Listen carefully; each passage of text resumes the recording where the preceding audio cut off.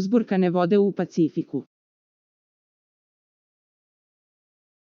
Ruski i kineski ratni brodovi demonstriraju silu, jasna poruka, neprijateljima. Ruski i kineski ratni brodovi organizovali su prve zajedničke patrole u zapadnom delu Tihog okeana od 17. do 23. oktobra.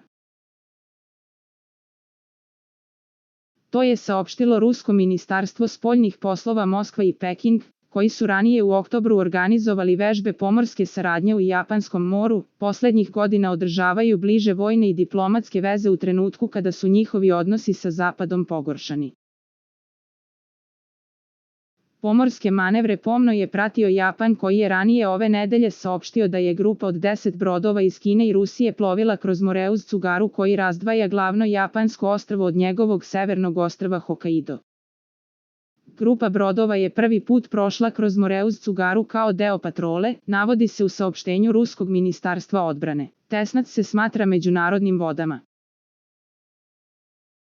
Zadaci patrola bili su demonstracija ruske i kineske državne zastave, održavanje mira i stabilnosti u azijsko-pacifičkom regionu i staranje o subjektima pomorske ekonomske delatnosti dve zemlje, dodaju iz Ruskog ministarstva.